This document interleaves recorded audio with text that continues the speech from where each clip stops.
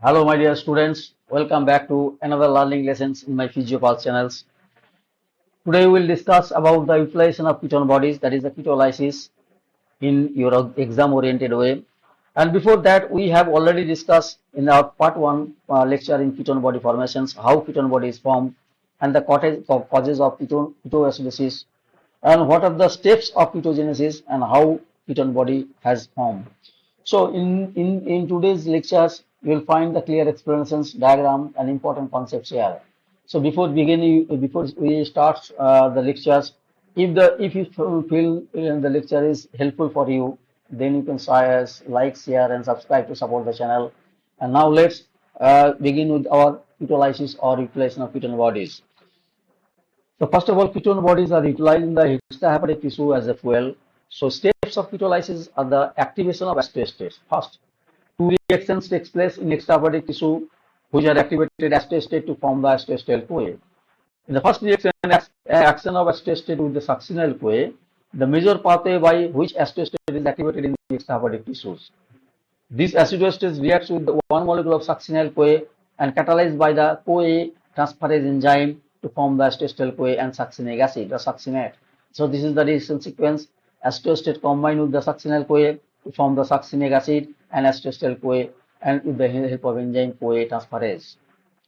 But the second mechanism, it is not the major pathway. The second mechanism, that is the activation of acetate with the ATP and CoA-SH, which is catalyzed by acetyl-CoA synthetase enzyme.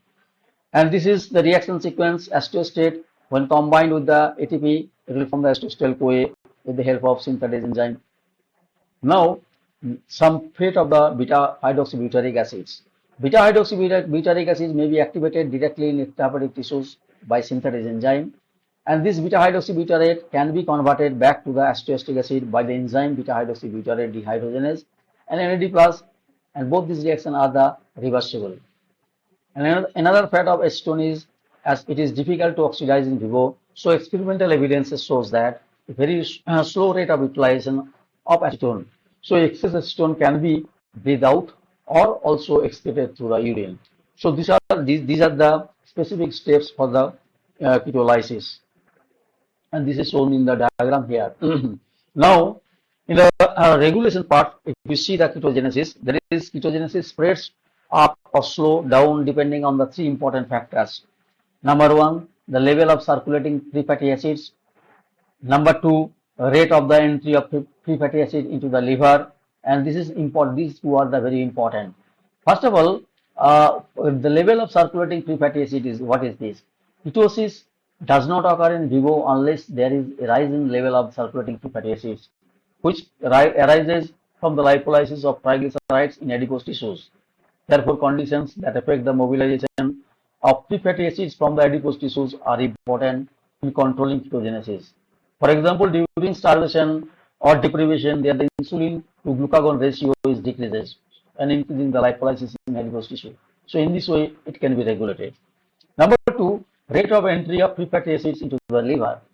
If the free fatty acids entering into the liver very low concentrations, they will be nearly all of are esterified to the triglycerides and transported out of the liver in very low density lipoprotein. However, when high concentration of free fatty acids enter into the liver, such as the starvations and the acetyl-CoA carboxylase is inhibited, therefore malonyl-CoA is decreased.